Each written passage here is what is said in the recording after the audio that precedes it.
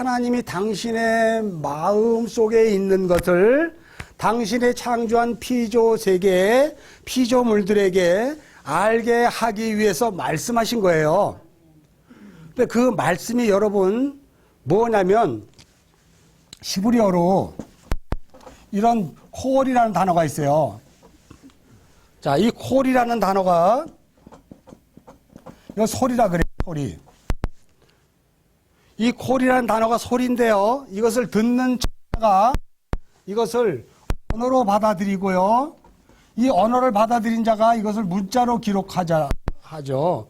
그리고 이것을 문자로 기록해서 정확한 뜻을 알면 하나님의 의미를 아는 거예요. 그러니까 하나님의 마음을 알게 돼요. 마음.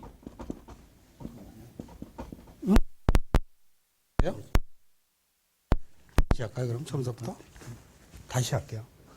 자, 그런데 여러분이 잘 아는 것처럼 이거 왜요? 이 콜이라는 단어는요, 하나님의 의미를 잘못 알면 언어가 되는 게 아니고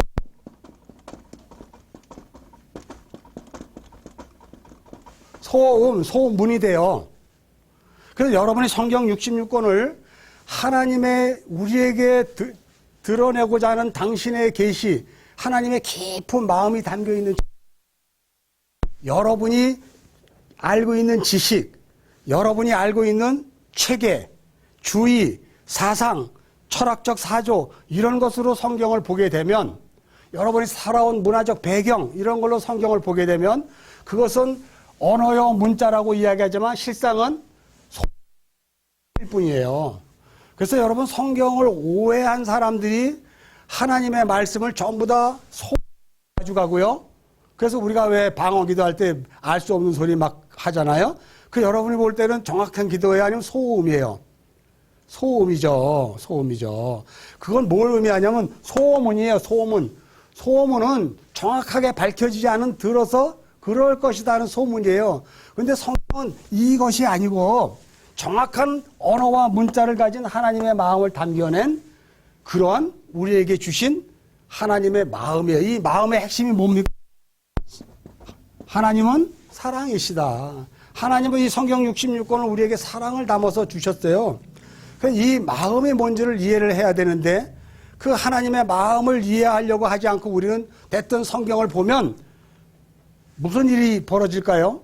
여러분이 디모데후서 3장 16절 한번 찾아봅시다. 디모데후서 3장 16절.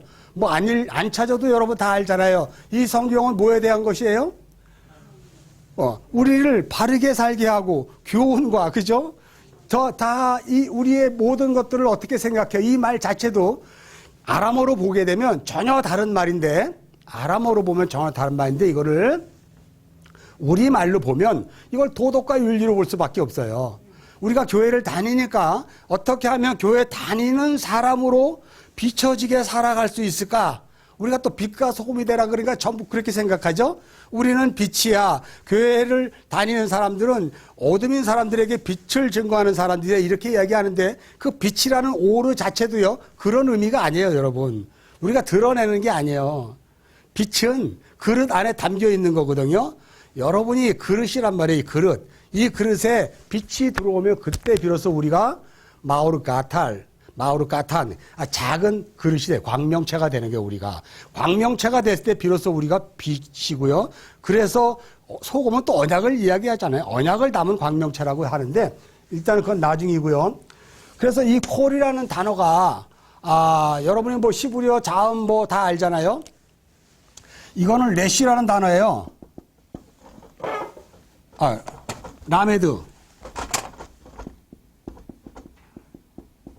라메드는 소몰이 막대기라 그래. 소몰이 막대기가 뭐 하는 거예요?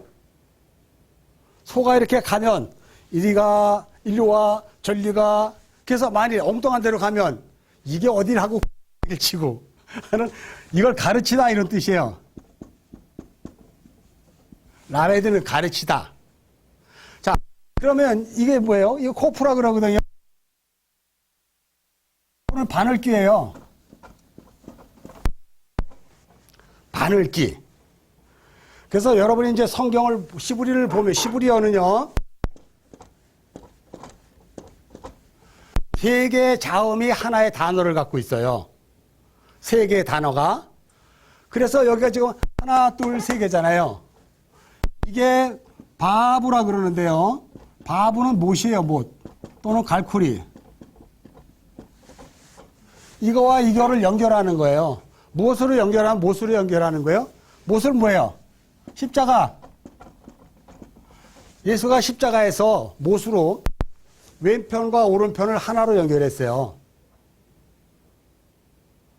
예수가 십자가에서 이걸 스타오로스라 그러는데 이거는 뭐냐면 하늘로 똑바로 선 막대기 이런 뜻이에요.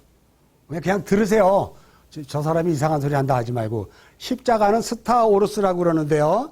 그것의 의미는 시스템에서 온 단어인데요. 똑바로 위로 선 막대기, 이걸 부활이라 그러거든요. 자, 요거를 똑바로 선 막대기를 가로막대기라 그러고요. 또 세로막대기가 있어요. 파티블룸이라 그러는데 세로막대기는 뭐냐면요. 가로막대기가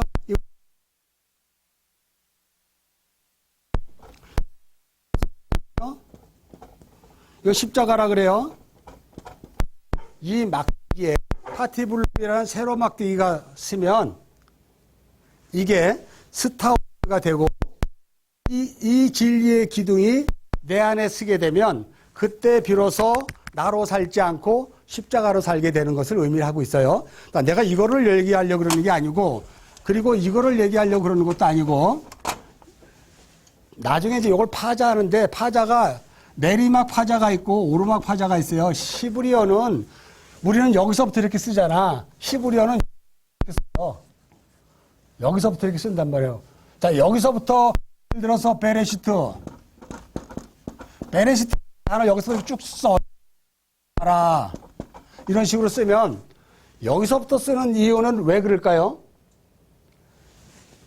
하나님은 보이지 않는 그 하나님이 입을 열어 콜 하시면 이 안에 그 하나님의 가 내려와요, 이렇게.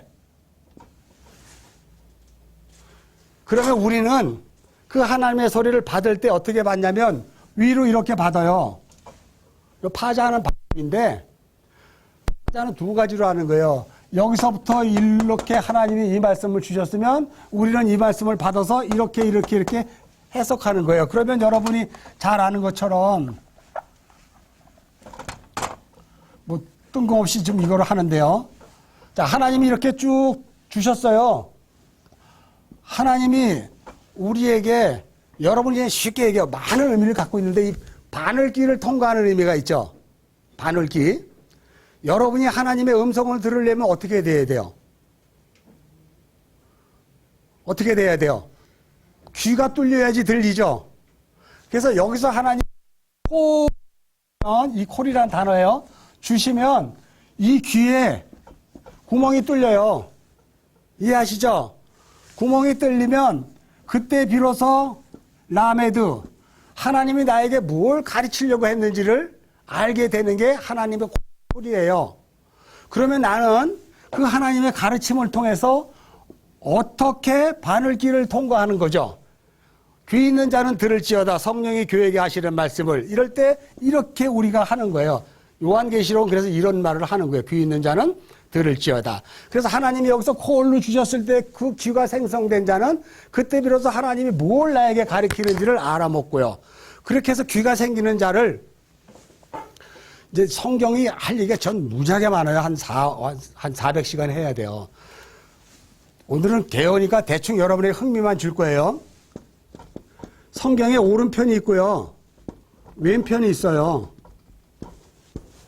오른편, 왼편은 여러분 우리들이 생각했을 때 이 세상에 놓여 있는 모든 거는요 닫혀 있기 때문에 귀가 닫혀 있기 때문에 하나님 편에서는 이걸 왼편에 돼 있는 것이라 그래요.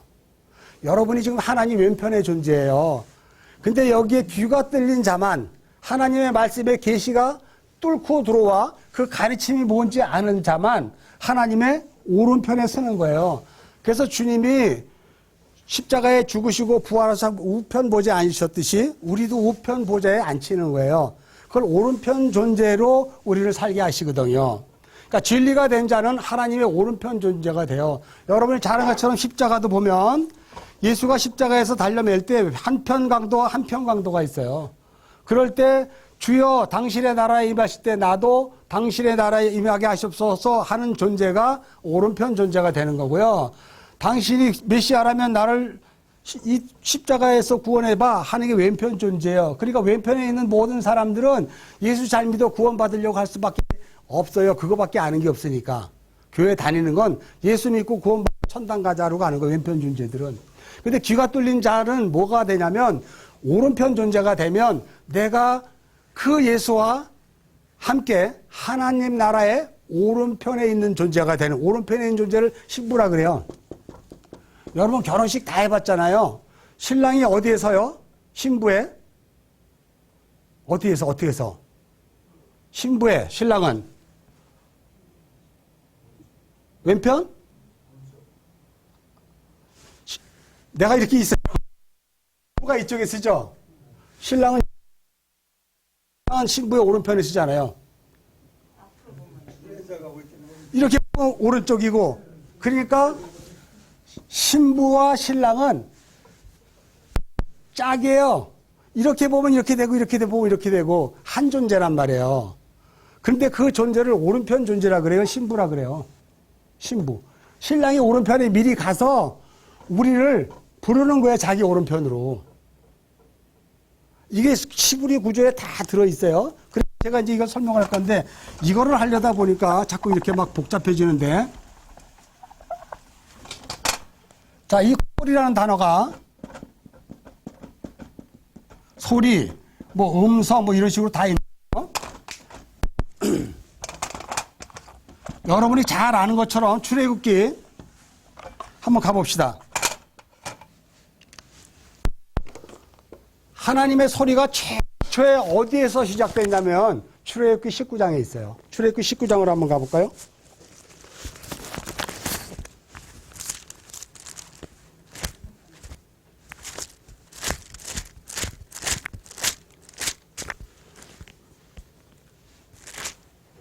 자, 출애굽기 19장 보면은요, 여러분이 잘 아는 것처럼 이제 16절 한번 봅시다. 16절, 출애굽기 19장 16절. 자, 찾으셨으면 한번 읽어봅시다. 시작. 셋째 날 아침에 우레와 번개와 빽빽한 구름이 산 위에 있고 나팔 소리가 매우 크게 들리니 할 때 이 나팔 소리가 콜이에요. 히브리어로 콜. 자, 나팔 소리가 콜로 들리는데 그 콜이 뭘로 들리냐면 우레와 번개와 빽빽한 구름이 산에 있는 상태에서 우레와 번개 소리로 들려요. 이건 땅에 있는 왼편귀를 가지고 있는 자가 들었을 때 하나님의 소리는 다 무슨 소리라는 거예요? 우레와 번개 소리라는 거예요. 그래서 여러분 요한복음에 보면은 천둥 소리가 꽝 들리니까 인자가 이제 영광 받을 때가 되었도다라고 예수님이 말하자 옆에 있던 제자들은 뭐라 그래요? 천둥 소리만 들었는데요? 이렇게 얘기하거든요, 여러분. 그러니까 왼편에 있는 존재들은 이 하나님의 말씀을 천둥 소리, 우레 소리로 들리는 거예요. 오른편의 존재가 돼야 그때 비로소 천둥 소리의 의미가 뭔지를 알게 되거든요. 자, 여기 보면, 그래서 여러분이 또 하나 보면, 자, 18절. 시내산에서 연기가 자욱하니 여호와께서 불 가운데 거기 강림하시라. 그 연기가 온기가 마같이 떠오르고 온 산이 크게 진동하죠. 그래서 19절 콜 나팔 소리가 점점 커질 때 모세가 말한즉 하나님이 뭘로 말했어요? 한국어 성경에 음성이라 그랬죠. 이거 콜이라 그래요. 그러니까 여러분 콜이라는 단어가 지금 나팔 소리도 콜이고 하나님이 음성으로도 콜로 들려주셨죠. 그러니까 여기 콜의 전묘에 아까 이렇게 히브리어 구조가 있는데 이 콜에 여기에 타우로 완성해버리면 이게 콜레트라는 단어거든요. 십자가로 완성한 하나님의 말씀 이런 뜻이에요. 이 타우가 히브리어 자음 22번째 단어 십자가로 완성하다 하는 표를 의미하는 거거든요. 이게 자 이렇게 자음 3개에서 앞에 연결되는 거를 접두어 뒤에 연결되는 거를 전묘 이렇게 이야기해요. 이건 자음 세계. 그래서 전미어는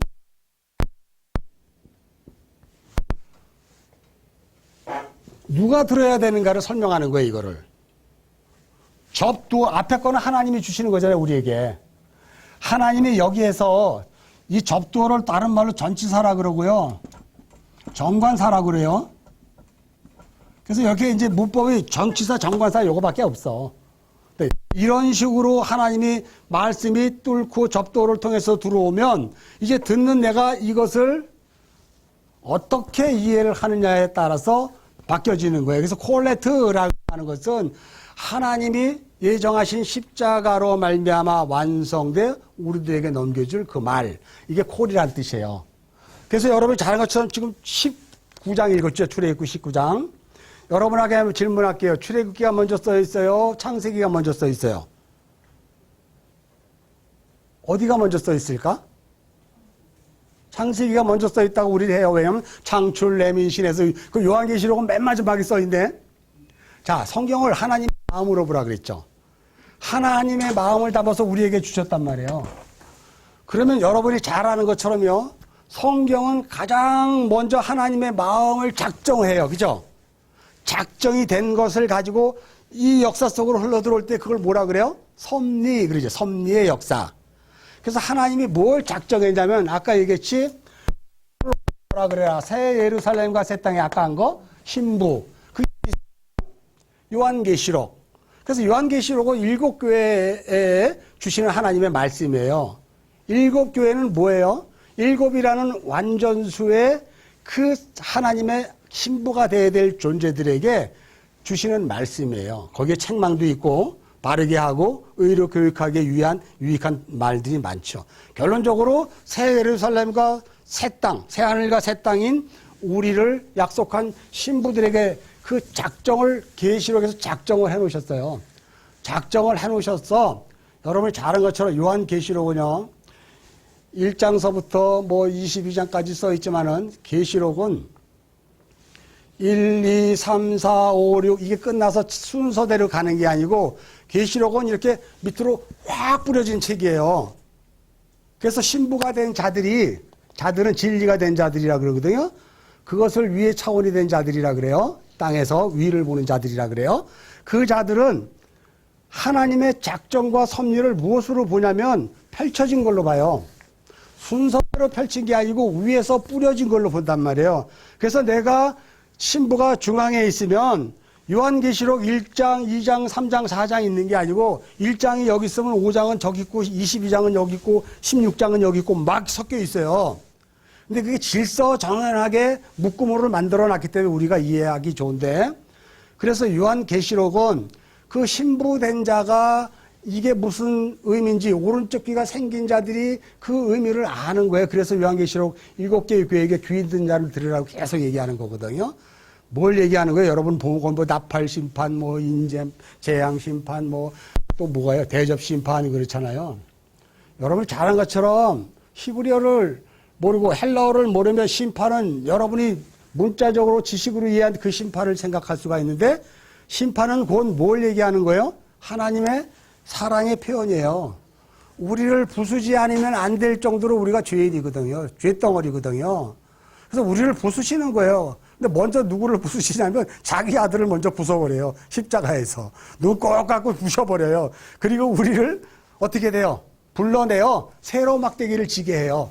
그래서 예수님이 마태복음 11장 28절에서 뭐라 그래요? 수고하고 무거운 짐진 자들아, 뭐라 그래? 다 내게로 오라. 그래요. 와서 뭐 하라고? 나와 함께 멍에를 매자. 이게 멍에, 파티블룸, 세로막대예요. 세로막대는 어깨라 그러는데 율법의 무거운 짐을 지고 있는 이 모든 역사 속에 사는 존재들을 세로막대를 지게 해요. 그래서 그 세로막대를 짐으로 말미암아 내게 와서 내게 배우라. 내 멍에는 쉽다라고 하는 이 쉽다는 단어가 이 땅에서 가장 값어치 있는 거야. 이게 가장 영광스러운 거야. 이게 내 멍에는 쉽고 내 멍에는 뭐라 그래요? 마지막에. 어? 그런 식으로 우리를 안식으로 초대하는 거거든요. 그래서 여러분 이게 헬라어나 히브리어를 성경을 모르면 엉뚱한 밖에 없어요. 근데 이제 우리가 감사한 게 저는 우리 목사님들이 헬라어 히브리어를 다 공부를 했으면 좋겠어요. 그런데 공부하기 전에 뭘 해야 되면 개혁주의를 해야 돼요. 이 개혁주의가 기본 발판이 돼야 성경을 올바로 이해할 수 있어요. 왜 그런지 아세요, 여러분? 성경은 여러분이 모음이 없어요, 모음. 근데 모음이 왜 생겨났을까? 모음은 하나님이 주신 게 아니고 인간이 다뤄낸 거예요. 여기에 여기서 콜 그럼 여기다 이렇게 모음 쓰고 뭐 이런 식으로 만들었어요. 이게 마스터라 학파가 만든 거예요. 하나님의 말씀에 인간이 모음을 갖다 붙임으로 해서 어떤 일이 벌어졌냐? 로마 카톨릭이 생겼어요. 로마 카톨릭 AD 6세기 마스터라 학파가 이걸 세우면서부터. 그래서 어떻게 됐어요? 하나님이 주신 말씀이 인간의 말씀으로 바꿔버린 거예요. 인간의 말씀으로. 그러니까 여러분이 히브리어라 그러니까 지금 팔레스타인에 있는 이스라엘 사람들이 쓰는 히브리어라고 생각하는데 성경에 주신 히브리어는 그 히브리어가 아니에요. 성경에 주신 히브리어는 자음이 없어요. 모음이 없어요. 근데 모든 오늘날 있는 히브리어 번역본 보면 전부 다 모음을 다뤄내요. 뭐 읽기 편하게 하려고 그렇게 했는지 모르지만 모음을 다는 순간 무슨 일이 벌어지냐면요. 인간의 의지가 당겨요. 그래서 우리 현대 신학사상을 했지만 인본주의로 바뀌어버리는 거예요. 그리고 인본주의로 바뀐 이것을 가지고 히브리어를 해석을 하니까 그게 바로 팔레스타인 땅에 있는 유대인들이 성경을 해석하는 탈무드가 되는 거예요. 탈무드가. 그만큼 변천되어 있어요. 그래서 우리가 뭐라고 얘기하냐면 현대 히브리어와 고대 히브리어를 반드시 구분하라 이렇게 이야기해요. 여러분들이 보는 이 히브리어는 현대 히브리어예요. 그건 언어입니다. 언어. 우리가 영어를 언어로 배웠듯이 독일어를 언어로 배웠듯이 우리가 팔레스타인에 있는 그 히브리어를 언어로 배우는 거지 그것이 하나님의 말씀이에요. 그랬을까요? 뭐를 갖다 붙이는 순간 사람의 생각이 개입되었어요. 그래서 사람에게 어떻게 하면 하나님으로부터 유익한 것을 얻어내고 그리고 하나님의 뜻이 뭔지 사람이 자꾸 연구하기 시작하는 거예요. 그럴 때 뭐가 개입되냐면 사람은 선악체계예요. 선악체계. 선악과를 따먹자 선악이 드러났잖아요. 선악은 뭐예요? 내가 생각할 때 좋은 거는 선이고 내가 생각할 때 나쁜 거는 악이에요. 근데 옆 사람이 봤을 때는 저 사람은 그걸 내가 악이라고 보고 선이라고 그러고 내가 또 선하다 그래서 그걸 악이라 그래요. 반대로. 그건 주관적이죠. 자기의 생각이란 말이에요. 그게 바로 모음이 개입됨으로 말미암아 각자 자기 주관으로 하나님의 말씀을 받아먹죠. 그래서 오늘날 교단이 이렇게 많이 갈려지는 거예요. 수도 없이. 하나님의 말씀이 어디서부터 잘못됐다고요? 모음을 갖다 붙이는 바람에 히브리어를. 이게 마소라 6세기. 어거스틴 사후 이후에 유대인들이 모음을 갖다 붙였어요. 이 순수한 하나님의 주신 이 자업을 이해를 못하는 거거든요. 왜요? 이거는 우리가 그럴 수가 있어요. 목사님, 어떻게 이게 코프가 바늘 뀌어요?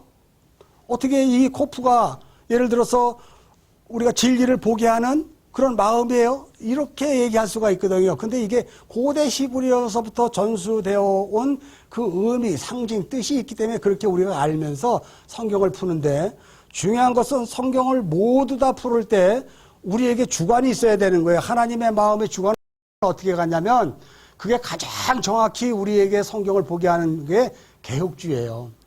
개혁주의. 왜 그럴까요? 루터가 16년 동안 오해되어 있는 성경을 그 골방에서 16년 동안 성경을 해석했어요. 여러분 잘 아는 것처럼 모음이 붙어 있는 순간 이거는 헬라어가 아니고 라틴어로 바뀌어버려요. 라틴어로.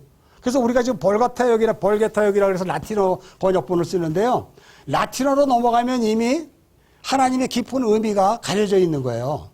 그리고 그 라틴어로 써 있는 성경을 우리가 또 번역을 하잖아요. 계속 계속 베끼고 오늘날 우리 한국 성경은 중국어를 또는 일본어를 또 이런 영어를 해서 우리가 번역을 했는 번역 성경인데요. 여러분에게 한번 질문할게요. 하나님이 왜 주신 말씀의 원본이 없애버렸을까? 왜 하나님은 원본을 없애버렸을까? 그리고 왜 번역본으로 성경을 우리들에게 각 나라의 민족과 족속마다 자기네 나라 방언으로 보게 하였을까? 이걸 알면 여러분이 오른쪽 귀가 있는 자예요. 왜 하나님은 원본 성경을 이 땅에 아예 없애버리시고 번역 성경만 있을까? 신약 성경에서 증거가 드러나요. 성령이 오셨어요. 성령님은 누구예요? 성경을 기록하신 분이에요. 원본 성경을 기록한 걸 지금 갖고 있으면 여러분 그것 때문에 얼마나 많이 싸울까요? 너 틀렸다. 이게 진짜다. 이거 가지고 있으면 이게 노스탄이거든요. 이걸 가지고 있으면 우리가 진짜라고 생각해서 이거 서로 뺏으려고 그럴 거 아니에요. 성령이 오셔서 성경을 주신 그분이 오셔서 오늘 우리들에게 신약 성경으로 전부 주셨어요. 그래서 신약 성경은 구약 성경의 주석서예요. 신약 성경은 구약 성경의 주석이에요. 구약은 신약에서 전부 다 토를 달아 주석을 달아준 책이지 전혀 다른 책이 아니에요. 그래서 옛 언약, 새 언약 이렇게 이야기하잖아요, 여러분. 잘 아는 것처럼. 옛 언약은 어디에 있어요? 옛 언약은 돌판에 있죠. 근데 옛 언약은 돌판에 있는데 여기 있어요. 피아노 위에 있어요. 법궤 안에 있어요. 법궤 안에 있잖아요. 그죠? 옛 언약이 돌판 위에 우리에게 보여지게 하면 우리는 다 죽어요. 근데 그것을 법궤에 담아두셨죠? 그리고 시온자로 뚜껑을 덮었잖아요. 옛 언약이에요. 너희가 너희를 이렇게 구원하겠다는 건데 신약을 통해서 이제 아브라함과 다윗의 계보를 타고 예수가 오셔서 그 성경을 다시 풀어줘요. 그럴 때 그 옛 언약을 학파가 배웠던 자음을 접두시켜서 하나님의 말씀을 하던 자들이 이게 무슨 일이 벌어지냐면 여러분 바벨론 포로 들어오면 에스라 느헤미야 알죠? 에스라 느헤미야가 우리 이렇게 살아서는 안 되겠다. 하나님의 말씀으로 돌아가자 해서 그들이 연구한 게 뭐냐면요. 이 보지 않고 자음으로만 해석을 해야 되는데 몸을 달아놓은 이 성경으로 연구를 했어요. 그렇게 해서 뭘 만들었냐면 탈무드를 만들어낸 거예요. 탈무드. 에스라 느헤미야 시대 이후에 와서 구약의 이스라엘 백성들이 탈무드를 만들었어요. 이걸 성경보다 더 위에 권위로 둬요. 이걸 할라카 율법이라 그러거든요. 미드라시 이런 식으로. 그러니까 그들은 이 언어가 이미 팔레스타인 땅에 있는 시브리어 모양을 갖춘 언어를 갖고 있지만 실상 하나님의 말을 전혀 곡해한 사람들이죠. 그래서 여러분 한때 우리 한국교회 탈무드 많이 배우자 그랬죠. 탈무드는 유대주의예요. 유대주의. 지금도 여러분이 인터넷에 보면 시브리어로 가르쳐주고 해석하는 게 있는데 다 탈무드 해석해주는 게 유대 랍비들이 하는 거예요. 이거 조심해야 돼요. 결론적으로 무엇으로 가냐면요.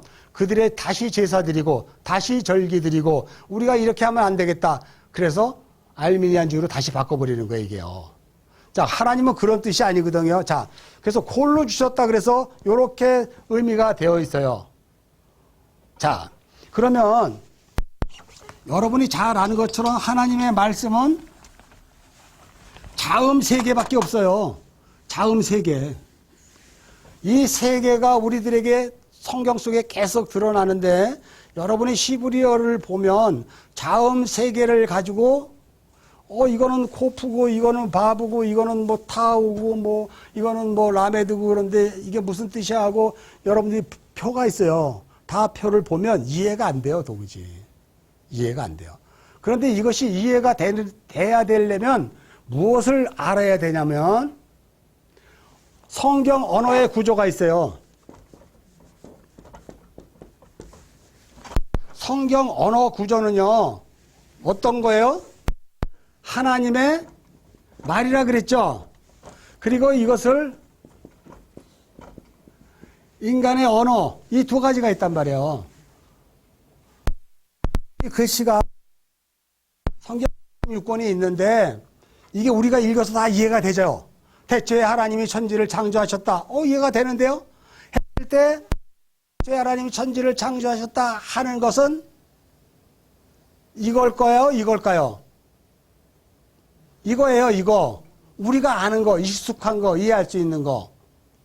그럼 이것을 가지고 우리가 성경을 계속 해석해버리면 하나님이 의도하고자 하는 그 마음에서 자꾸 벗어나죠. 그래서 성경은 이중 언어라고 그랬어요. 이중 언어. 이중 구조라 그러거든요. 그래서 이거를 뭐라 그러냐면 이걸 아마르라 그래요. 이거를 뭐라 그러냐 나바르라 그래요. 이게 아마르고 나바르고 하나님이 말씀하시니 이렇게 이게 다 똑같은 단어인데 하나님이 말씀하셨다 그럴 때 여러분이 왜 원어를 봐야 되냐면 어떤 거는 아마르로 하셨고 어떤 건 다바르로 하셨어요. 에? 자 그러면 하나님이 아마르로 하셨을 때는 이 인간이 하나님의 뜻을 알 수 있는 오른쪽 귀가 생긴 자들에게 아마르 하겠죠. 알아먹으니까. 근데 모르는 자들에게는 어떻게 얘기를 해요? 다바르로 하셔요. 다바르. 다바르에 점점이 여기 하나 딱 붙으면 무슨 일이 벌어지냐면 이게 뭐가 되냐면 전염병이 돼요.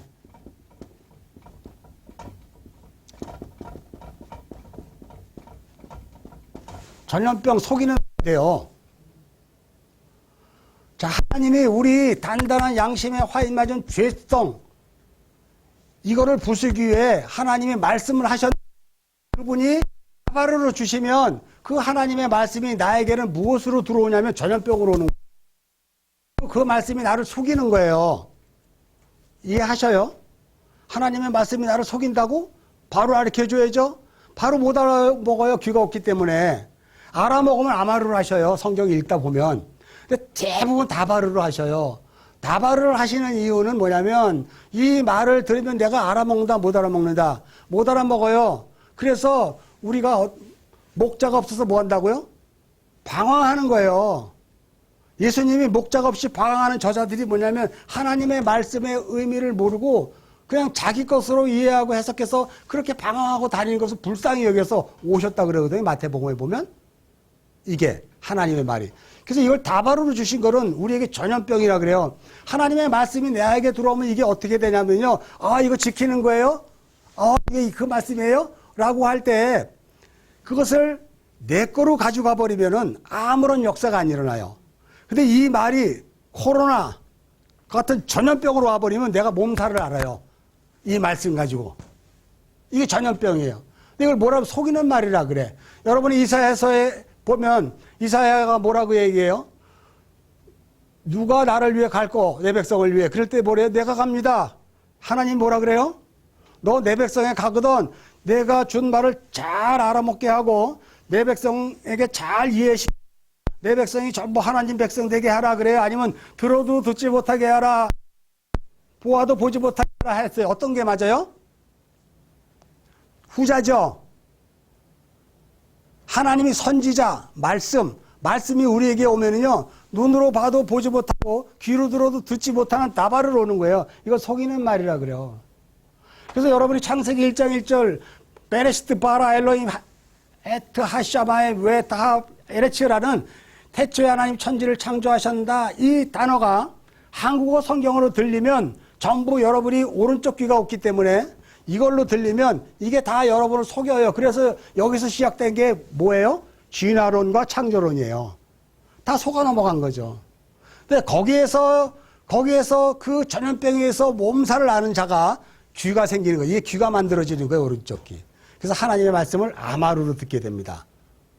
그냥 여러분이 성경을 읽을 때 그럼 우리를 어떻게 해야 돼요? 큰일 났네요. 하지만 이미 여러분들은 목사님들을 통해서 하나님의 말씀을 개혁주의적인 관점으로, 신학적 관점으로 들었단 말이에요. 거기에서 이제 원어를 보면 너무 쉬운 거예요. 뭐냐면 원어가 드러내고 있는 게 두 의미를 갖고 있기 때문에 그래요. 그리고 거기에 또 보면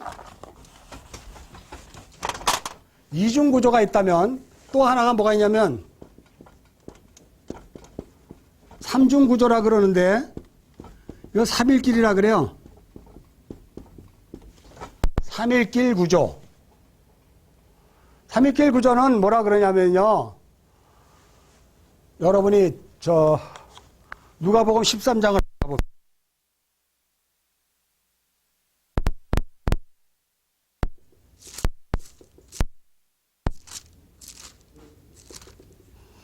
누가복음 13장 한번 봅시다. 자, 32절. 누가복음 13장 32절. 자, 우리 찾아서 한번 읽겠습니다. 시작. 이르되 너희는 가서 저 여우에게 이르되 오늘과 내일은 내가 귀신을 쫓아내고치다 제3일에는 그러나 선지자가 예루살렘에서 밖에서 죽는 법이 없다 하면 3일길 구조는 내일 완전 이런 구조를 갖고 있어요. 오늘 라라 그래요. 라. 내일은 뭐냐면 마음에서 깨닫는 거예요. 그때 비로소 완전해지는 단어가 일어나는 거거든요. 그러니까 여러분이 성경을 읽으면 는 다 뭐예요? 보는 거죠. 본단 말이에요. 여러분 다 보고 읽었잖아. 태초에 하나님 천지를 창조했다. 보는 거예요. 근데 이 보는 게 이중 언어라 그랬죠. 나바루와 아마루. 그 언어로 여러분들이 보게 될 때 이것을 여러분이 묵상해서 마음속으로 갖고 들어오죠. 이걸 내일이라 그래요. 내일. 여러분이 하나님의 말씀이 내 교훈을 잘 지키라 그랬어요. 이렇게 하면 교훈을 지키는 그 의미가 뭔지 분명히 구약성경에서는 스토리가 있어요. 스토리를 주시면 그 스토리를 보고 여러분의 마음속에 그것이 심겨져요. 그걸 씨가 뿌렸다 그래요. 그러면 거기에서 비로소 이제 완전을 향해 나가는 거예요. 근데 이 3일길 구조는 어떻게 얘기하냐면 여러분이 잘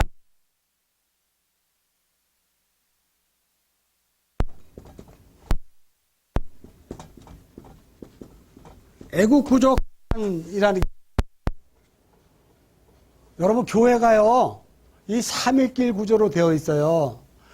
애국이라는 것은 뭐냐면요 보는 대로 신앙생활하는 사람들이에요. 이걸 율법주의적 신앙이라 그래요. 여기는 뭔가 열심히 으쌰으쌰 하면 신앙생활하는 것 같고 북적북적대면 하나님이 역사하는 것 같아요. 애국은. 그런데 광야는 뭐예요? 광야는 말씀으로 훈련받는 곳이죠. 여기서 홍해를 건너야 돼요.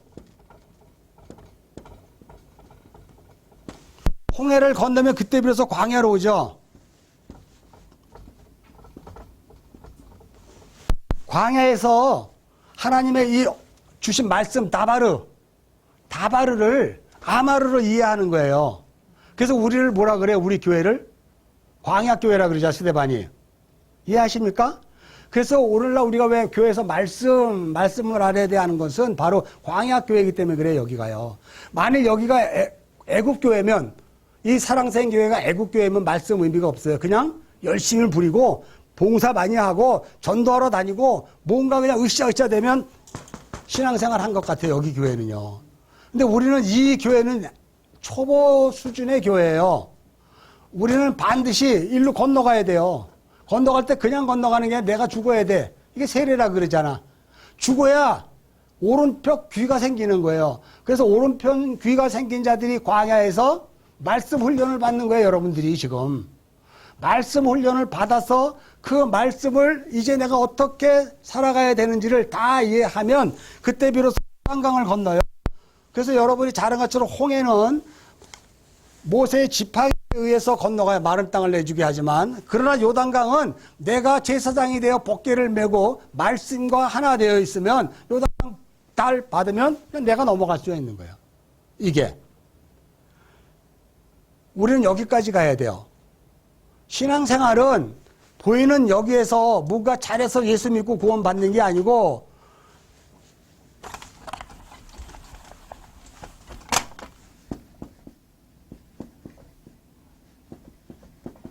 기독교 역사관은요 직선적 역사관이에요. 세상은 순환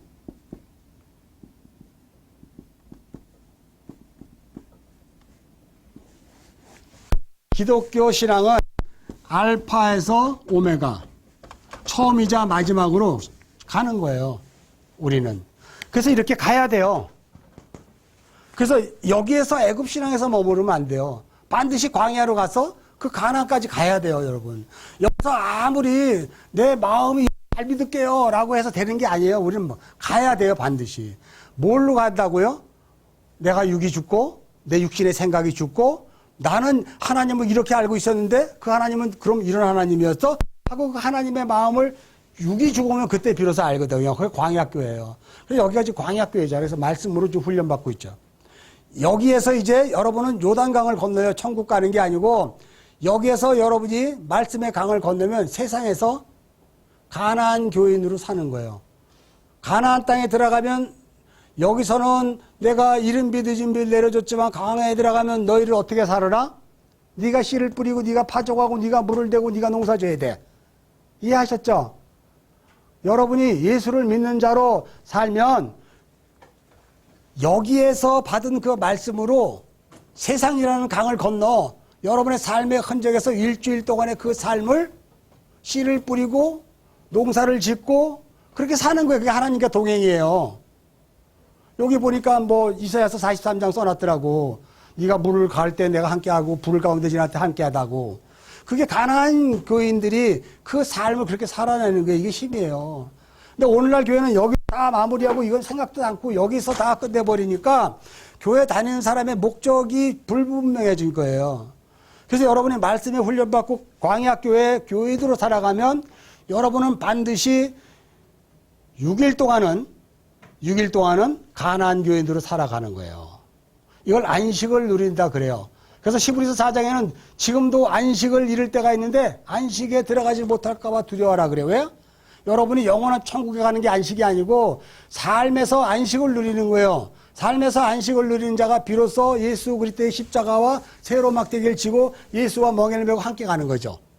그리스도 되시는 예수님과 마라소 되는 내가 함께 멍에를 메고 그때 세상을 살아갈 때 내 짐은 쉽고 가볍다라고 할 때 쉽다는 것이 아까 얘기했잖아요. 가장 값어치가 있고 영광스러운 거다. 그런 의미를 헬라어가 붙고 있기 때문에 여기가 우리의 지금 삶의 현장이에요. 그러면 여러분에게 내가 물을게요. 여러분이 주일날 예배 와서 열심히 하나님을 알고 성경 공부 많이 했잖아요. 그렇죠? 그러면 이거는 아마르가 되는 거예요. 그럼 이거는 뭐예요? 다마르가 하나님의 말씀을 여러분이 살아보는 거예요. 거기에서 여러분이 아마르를 경험하는 게 어디서? 그 자리에서. 여기가 아니고 여기서. 그래서 여러분의 삶의 현장에서 하나님이 주신 그 생명 같은 말씀 주일날 예배 듣고 말씀 난 이렇게 살아야지 뿌듯하게 갔잖아요. 그러면 이제 비로소 여러분 요단강을 건너간 거예요. 그 강을 건너가 6일 동안의 그 삶을 처절하게 한번 살아보는 거예요. 근데 사라져요? 안 사라져요. 왜 안 사라져요? 내 자아가 있기 때문에. 내 자아가 있기 때문에. 안 사라지는 거예요. 그럼 내 자아가 포기되면, 잘 봐봐요. 내 자아가 포기되면 어떻게 되는 거예요? 사라지는 거예요. 사실 여러분 아무리 중요하고 급하다고 뭐 애지중지했지만 지라고 보면 그거 하나도 중요한 거 아니었잖아. 하나도 중요한 거 아니잖아. 아, 우리 엄마 돌아가시면 어떻게 하고 팍 발을 굴렸는데 돌아가시고 나서 1년쯤 되니까 생각도 안 나. 아무것도 아닌 거거든요. 이게 우리 삶이 다 그런 거예요. 이게. 많은 사람들이 저한테 이런 얘기를 하더라고. 아우, 목사님, 나는 믿음이 없어가지고요. 아우, 난 힘들어요. 막 이래요. 그럼 여러분 잘 보세요. 내가 믿음이 없다는 거 보면, 저 사람 겸손하다. 그렇게 생각하잖아. 여러분, 믿음이 없다는 건 뭘 얘기해요? 갈라디아서 3장 23절 한번 찾아주시죠.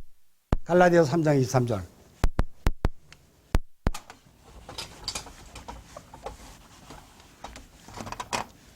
찾았으면, 자, 큰 소리로 한번 읽어볼까요? 시작. 잠깐 스톱. 자, 여러분 잘 보세요. 나는 믿음이 없습니다. 그러면 그 사람은 지금 어디 아래 있는 거예요? 자기는 지금 율법 아래 있는 거잖아요. 그쵸? 율법 아래 있으니까 당연히 믿음이 없는 거죠. 근데 그 율법 아래 있는 건 그것으로 끝나는 것이 아니라 뭐라 그래요? 그 뒤에? 계시될 믿음이 올 때까지. 그죠? 우리가 그렇게 묶여 있는 거예요. 그래서 여러분 믿음이 없습니다라고 얘기하지 마세요. 여러분이 믿음이 없다는 얘기가 아니고 여러분이 지금 율법 아래 갇혀 있는 거예요. 여기 애굽 교회가 율법적 교회거든요. 여전히 여러분은 장로고 목사고 선교사라 그러지만 여전히 여러분은 애굽 신앙인이에요. 젖을 먹는 아이예요. 여기는 단단한 식물을 먹는 사람이죠. 그렇잖아요. 그래야 여기서 이게 소화가 되지. 누가 가도 아이 샹 그러면 죄송해요. 이렇게 되지. 뭐라고 이렇게 안 된단 말이에요. 여기는. 이해하시죠? 신앙은 철저하게 하나님이 우리에게 거울로 말씀을 주셨을 때요. 깨닫는 자만 삶을 살아내는 거예요. 무엇으로? 빛과 소금으로. 못 깨달으면 그냥 여기서 이것만 들고 여기서만 왔다 갔다 하는 거예요. 여기서만. 이쪽에서. 여기 3일길 마지막은 아예 없어요. 이건 다 죽어서 가는 건지 안다니까. 가나안 땅에. 요단강 건너가 갑시다. 여기도 못, 여기서 말씀이 뭔지를 이해를 못한 사람이 여기 어떻게 해? 건너가면 우리가 어떻게 해? 예수 믿고 구원받는 거예요? 건너가서 혼인잔치에 참여해야 돼, 우리는요. 아, 근데 예복도 안 입었는데 뭘 건너가서 어디 가서 혼인잔치에 참여해, 우리가. 마지막 백보자 심판에 가서 어떤 자는 지옥에 불못에 가고 어떤 자는 어린 양의 혼인잔치에 들어가는 때 여기까지 온 자가 어떻게 어린 양의 혼인잔치에 가냐고요. 그렇잖아요. 불못으로 가야지. 예수를 믿었지만 가짜 예수 믿은 거예요. 그냥 자기 신념으로 예수 믿은 것밖에 안 된단 말이야.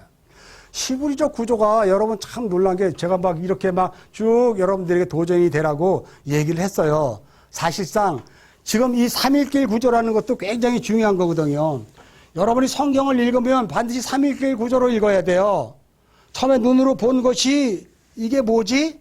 라고 했을 때 어떻게 이런 일이 있어가 아니라 왜 나에게 이런 말씀을 주셨지? Why로 보라 그랬죠? 다 알잖아. Why로 봐야 되는 거. 여기를 Why로 봐야 돼요. 여러분은 How로 보는 게 아니고 어떻게 이런 일이 벌어졌지? 어떻게 해서 이렇게 되지? 하면 이게 결국은 애굽 신앙에서 광야로 못 가요. 그래서 Why로 가는 거예요. 아, 그래요? 광야로 가라고요? 가게 되는 거예요, 여러분. 그때 순종이 일어나는 거예요. 어떻게는 순종이 안 일어나요. 왜요? 예수와 내가 똑같은데 어떻게 순종이 일어나? 내 말씀이 더 맞는 것 같은데. 애국교회가 그래서 시끄러운 게 뭐냐면 목사님이 강대상에서 설교하면요. 목사님 말은 틀렸고 내 말이 맞았기 때문에 시끄러운 거예요. 이해하십니까? 율법적 신앙이니까. 여기는 믿음이 없어요. 미시들이 올 때까지 계시될 때까지 갇혀 있는 곳이에요. 율법으로 살아가는 거예요. 이거 본성적 자아라 그래요.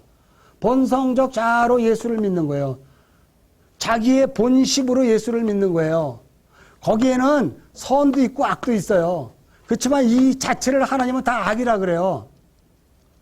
그래서 우리가 조심해야 될 게 애국 신앙인 애국 교회로 있으면서 예수를 믿는다고 하면서 목사가 됐고 선교사가 됐고 뭐 정말 교회를 10개를 지었어도 그거는 결국은 광야 교인이 돼본 적이 없기 때문에 그 사람하고는 하나님과는 관계가 없어요. 그 사람은 다 뭐예요?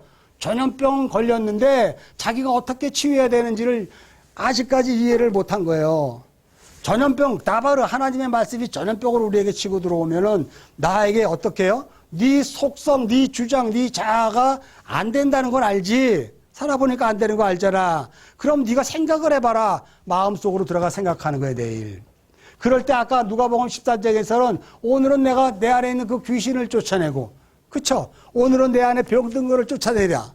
이렇게 얘기하잖아요. 자, 시간 관계상 제가 딱 하나만 여러분 설명하고 내 시간을 마칠게요. 좀, 다음 시간에 차분히 할 건데요. 볼 수도 없고, 여러분들에게 아주 중요한 거를 내가 설명하려고 그래요. 피부적 구조에는 하늘이 있어요, 하늘.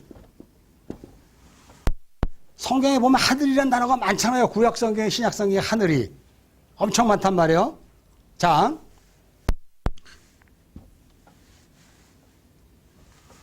요게 하늘이에요. 근데 하나님이 창세전 언약에 의해서 하늘 땅이 또 있어요.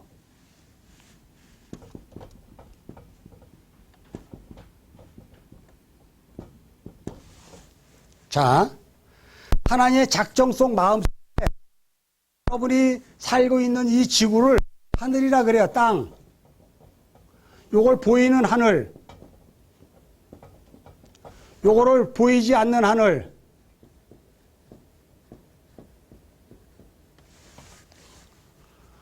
근데 보이지 않는 이거를 우리가 이렇게 보면 이거를 묵시라 그러고요. 이걸 역사라 그래요. 요건 창세기 둘째 날이에요. 궁창, 윗궁창, 아랫궁창. 묵시예요. 예수가 하늘에서 묵시에서 아래로 내려오셨어요. 이 세상으로. 어떻게 내려오셨다고요? 궁창을 찢으셨어요. 그리고 이 위에 하늘이 밑에 하늘로 오신 거예요. 이거는 보이는 하늘, 이것은 하늘인데 내가 감지하지 않는데 내가 아는 하늘. 왜냐하면 이게 내 마음 땅에 든 내 안의 하늘이에요. 요걸 둘째 하늘이라 그래요. 그리고 요거를 셋째 하늘이라 그래요. 셋째 하늘이 존재인 예수가 첫째 하늘인 이 땅으로 내려왔어요. 성육신으로. 그래서 뭐냐면 내 안에 하늘을 만들어내셨어요. 내 안에 하늘을. 이게 둘째 하늘이에요. 이게. 그러니까 여러분이 생각하는 것처럼 나바르로 보이는 데 있어서 이 역사에 보이는 하늘은 첫째 하늘, 저 우주 어딘가는 뭐 둘째 하늘, 그리고 하나님은 해분, 보이지 않는 그 하늘에 있다라는 것은 이 하늘의 시부리적 개념을 이해 못한 우리 신학자들이 이 이야기를 하는 거거든요. 근데 성경은 분명히 이런 이야기를 해요. 여러분이 잘 아는 것처럼 에베소서 6장 11절 12절 한번 찾아봐 주실래요?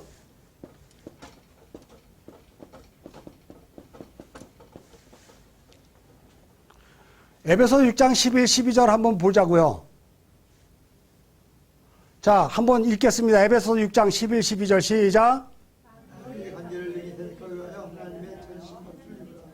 네. 자, 12절은 뭐라 그래요?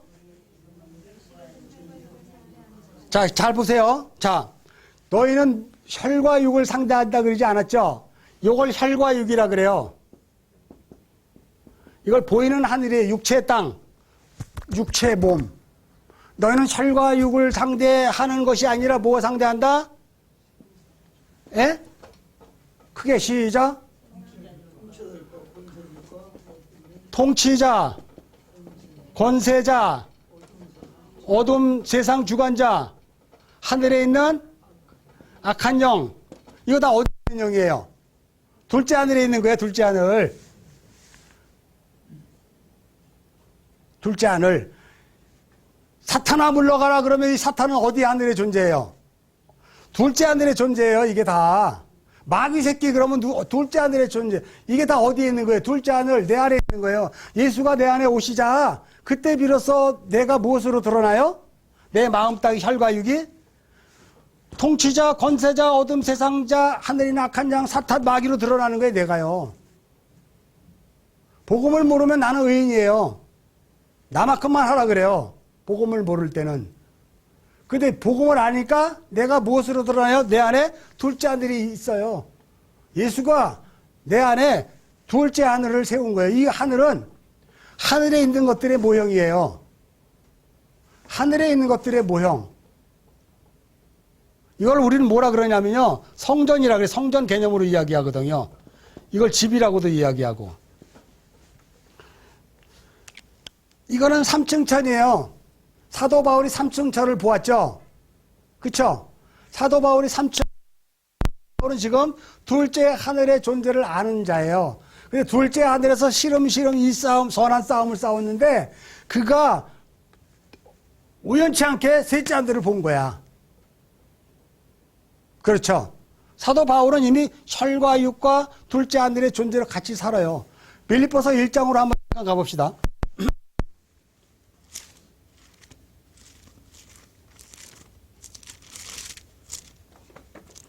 자, 빌립보 1장 21절부터 우리 한번 읽어봅시다.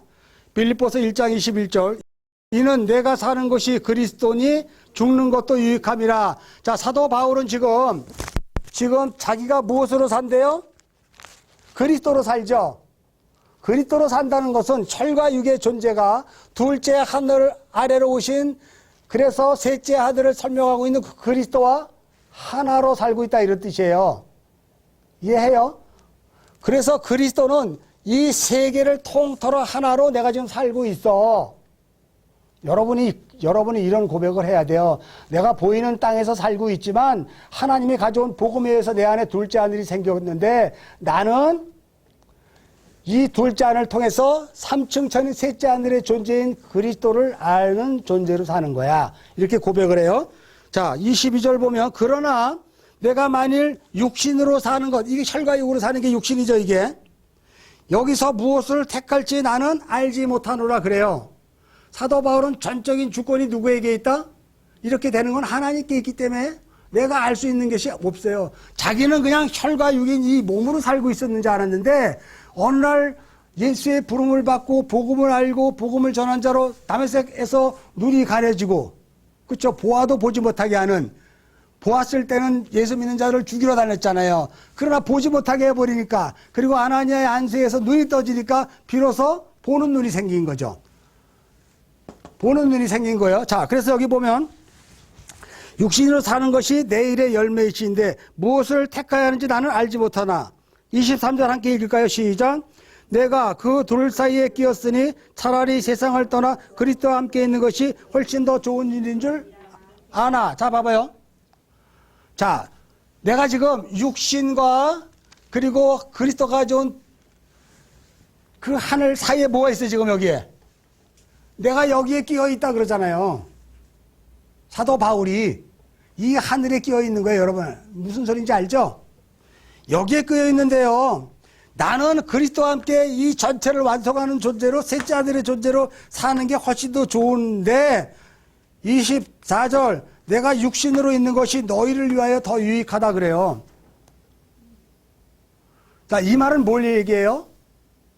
우리의 완성은 육신이 벗을 때 끝나기 때문에 아직 완성되지 않았기 때문에 우리는 이 육신으로 있을 때, 혈과 육이 있을 때 깨어서 정말 셋째 하늘에서 오셔서 나에게 둘째 아들을 만들어 놓으신 이분에 의해서 내가 무엇이 돼야 돼요? 하나님의 진리인 그 마음밭이 돼야 돼요. 그러려면 뭐가 필요하냐면 아직 나 죽으면 안 돼. 혈과 육이 있어야 돼요. 나 죽으면 안 된다니까 확실히 복음을 알기 전까지는 이 얘기를 하는 거예요. 그러면 여러분한테 한번 물어볼게요. 예수 잘 믿었어. 뭐 지금 죽어도 천국이지 뭐. 무슨 근거로 그 얘기를 하는 거예요? 여러분이 하늘이라는 개념도 이해를 못했으면서 어떻게 예수 잘 믿었고 죽으면 천국 갔다 그래요? 어떻게 여러분이 가나안 요단강도 못 건너갔으면서 삶에서 요단강 걷는 삶이 한 번도 없잖아요. 그 안식에 이르는 삶. 어떻게 그렇게 해요? 혈과 육은 그래서 엄청 중요한 거. 이때 여러분이 복음을 들어야 돼요. 눈물을 흘리고 피눈물을 흘리면서 복음을 들어야 되는 데가 여기에 있을 때. 근데 여기에 있을 때 교회에서 잘했어요. 집사님 참 하나님 기뻐하실 거예요. 자, 이렇게 칭찬만 들으면 어떻게 되는 거야? 그거는 거짓 사꾼 목자예요. 그 사람은 빨리 여러분들이 돈 모아가지고 쫓아버려야 돼요. 그 사람은 눈물로 이제까지 내가 흘리노니 그 적그리스도 그리스도의 말을 듣고 그것을 따르는 자들에게 사도 바울은 눈물을 흘린다. 여러분도 그것 때문에 눈물을 흘려야 되잖아요. 이 혈과 육의 이 상에서 참된 진리의 복음을. 왜 그래요? 내 안에 둘째 아들이 생긴 거를 아는 존재들이 너무나 이게 간절하기 때문에 그래요.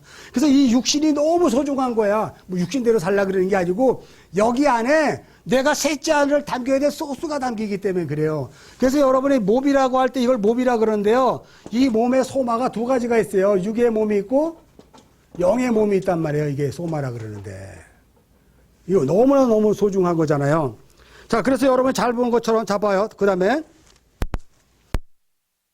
내가 살 것과 너희 믿음의 진보와 기쁨을 위하여 너희 무리와 함께 거할 것을 확실히 아노니 내가 다시 너희와 같이 있으므로 그리스도 예수 안에서 너희 자랑이 나로 말미암아 풍성하게 하려 합니다. 오직 너희는 그리스도의 복음에 합당하게 생활하라.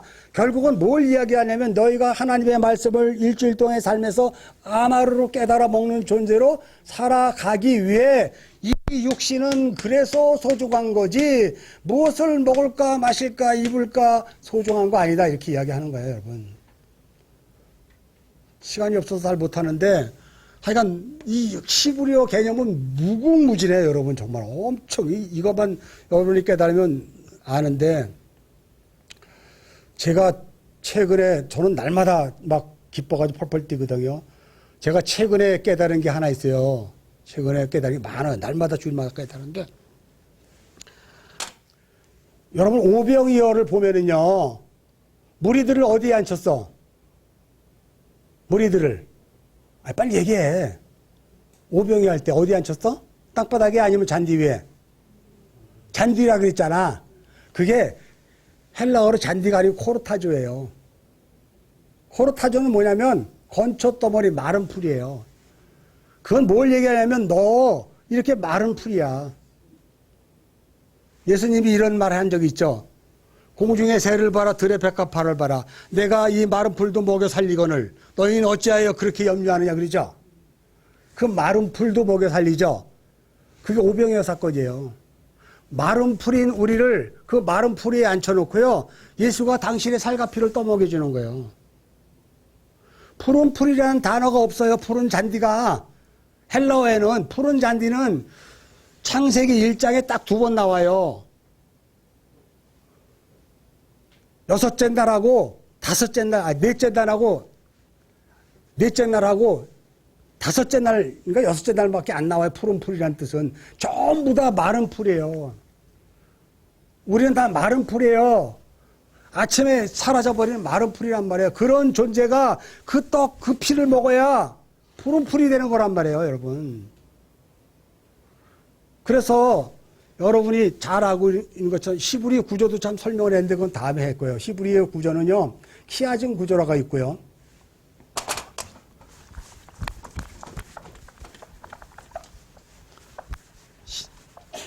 자, 히브리 구조는 대차 대조예요.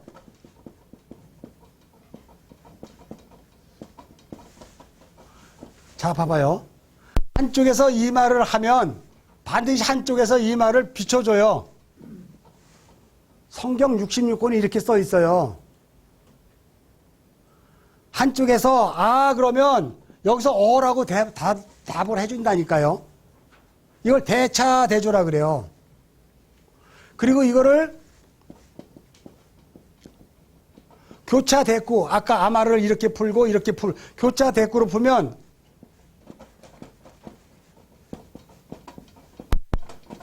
이렇게 교차 대꾸가 되면 이 가운데 핵심이 나와요. 핵심. 이걸 앵꼬라 그러잖아. 샌드위치 구조에. 이걸 키아즘 구조라 그래요.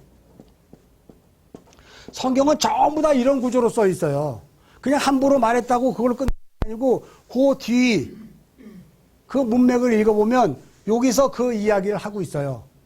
이게 왜 R을 했는지 여기서 그러고 답을 해줘요. 여러분 성경을 찾으면 이제 뭐 다음 시간에 할 건데요.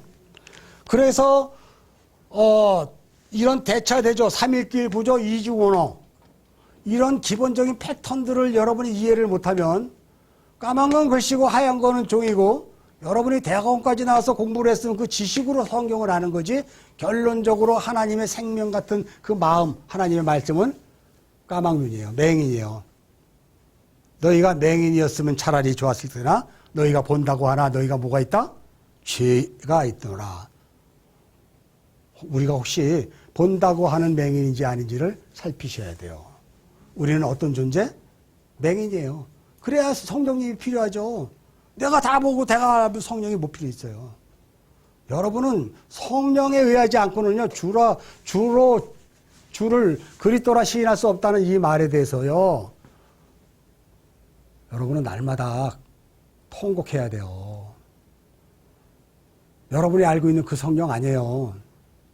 보혜사잖아요, 보혜사.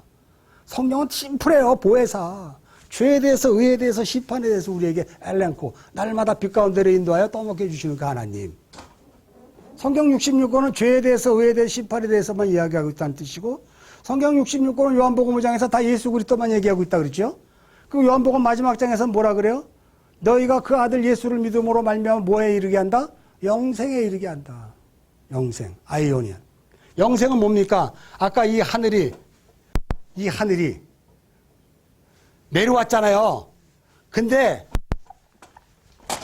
이 하늘이 요한계시록 21장이가 2장에 보면 이 하늘이 올라와 이렇게 내려와요. 반대로 이제 이걸 새 예루살렘성이라 그래요. 하늘이 이제 올라온다니까 완성돼서 뭐하러 올라오는 거야 이거? 그리스도 혼인잔치에 들어가려고 올라온 거야. 이 하늘이, 땅에 있는 하늘이 그 3층 하늘로 올라온다니까요. 이거 새 하늘과 새 땅이라 그래요. 여기를 우리는 바라보는 거잖아요. 그죠? 예수가 이 하늘이 내려왔으면 이제 우리는 요한계시록 마지막 장에서 올라가는 거예요. 그래서 하늘로부터 내려오는 거룩한 성, 새 예루살렘 성을 보여주니 신부가 신랑을 준비하기 위해서 단장한 것 같더라. 여러분 얘기하는 거잖아요. 그게 이러한 구조들로 기록되어 있다는 사실을 여러분 잘 이해하시고요. 나는 가급적이면 히브리어는 누구든지 볼 수 있다. 왜? 히브리어는요, 세상에 있는 언어가 아니기 때문에. 팔레스타인에 있는 그 언어가 아니에요. 이거 어려워서 어떻게 봐요? 문법 안 봐도 돼요. 문법 안 봐도. 요새는 원어 성경 보면 전부 다 뒤에 문법이 다 달려 있어요. 거기에 뭐 동사 변형이 뭐 시피령이다, 피해령이다, 뭐 니파령이다, 많은 게 있어요. 동사 변형에 따라서 이게 뭐 죽이다. 그런데 죽였다. 그런데 확실히 죽였다. 죽일 것이다. 이렇게 나오는 게 있거든요. 그런 건 중요한 게 아니고 가급적이면 히브리어를 통해서 보는데 여러분이 중요한 건 원어 주석을 보면 낱말이 하나 딱 되어 있기 때문에 이 말과 이 말이 매치가 안 돼요. 그런데 그럴 때 중요한 것은 이 원어가 어디서 왔는가, 무엇을 의미하고 있는가를 알면 여러분이 나름대로 성령께 기도하면 이 뜻이 뭔지를 가르쳐 줘요. 원어 주석을 본다고 그것이 정확히 낱말풀이가 되어 있는 게 아니고 한 단어 하나로 딱 던져져 버렸단 말이에요. 그걸 여러분이 기도해서 먹어야죠. 그래서 그 문맥을 풀고 그 문맥은 대차 대조로 되어 있고 또 그 문맥은 대차 교차 대구 키아중 구조로 되어 있고 그거는 삼중 구조, 삼일길 구조로 되어 있고 그렇게 쓰여져 있는 거예요. 여러분 잘 아는 것. 믿음, 소망, 사랑 이렇게 있죠. 이게 삼일길 구조예요. 결론적으로 뭐냐면 사랑을 얘기하려고 믿음과 소망을 이야기한 거거든요. 믿음, 소망, 사랑 다 따로따로 있는 게 아니고 믿음이 있으면 그때 비로소 뭘 가져요, 여러분이? 소망을 갖는 거예요. 하나님에 대한 하늘의 소망. 소망을 간절히 알다 보니까 그 하늘이 뭘로 나에게 있는 거예요? 사랑으로 있는 거예요, 사랑. 그게 우리의 자랑이거든요. 믿음, 소망, 사랑 따로가 아니라 사랑을 이야기하기 위해서 우리에게 믿음을 주셨고 믿음을 통해서 소망을 보게 하고 그렇게 하는 거예요. 근데 여러분 믿음에 뭐가 숨겨 있는지 알아요? 믿음, 소망, 사랑 사이에 뭐가 또 하나 숨겨져 있어. 믿음, 소망, 사랑 있잖아요. 우리에게 그 믿음을 통해서 소망을 보는데 소망은 어떤 것이냐면요. 하나님이 이런 말을 해요. 인내는 환난은 인내를, 인내는 연단은 소망을. 자, 그럼 이 소망 안에는 무슨 단어가 포함되고 있어요? 환난, 그리고 인내, 그리고 연단이라는 것이 포함되어 있는 게 소망이라는 단어예요. 그래서 내가 부서지면 그때 비로소 소망은 곧 그리스도의 사랑이 우리에게 어떻게 부어짐을 깨달아 알게 하려 합니다. 로마서 5장 그 이야기하고 있는 거예요. 그렇죠? 그래서 성경이 숨은 그림들로 이렇게 딱 있기 때문에 여러분들이 성경을 무작정 하는 게 아니고 잘 들어맞히면 거기에서 뭐를 숨겨놨는지 딱 보여요, 여러분. 믿음, 소망, 사랑이 믿음은 반드시 소망을 갖기 위해서는 환난이 있고 환난을 통해서 인내, 인내를 통해서 연단을 통해서 소망이 만들어지는구나. 그럼 그 소망을 통해서 하나님의 사랑이 나에게 이렇게 부어지는 거구나. 그래서 오늘 내가 이렇게 삶이 환난이고 어려움이고 슬픔이고 이래도 이것은 곧 이게 다 나에게 뭐 하는 거다? 이게 이른 비 늦은 비다. 나를 사랑하시기 위해서 하나님이 계속해서 비를 내려주시는구나. 이런 것들이 복음의 전체적인 내용이라는 사실을 이해하시고 다음에는 이제 제가 이제 성경을 하나하나 찾아서 어떻게 히브리 구조로 성경을 풀어보는지를 이제 하겠습니다. 여기까지입니다.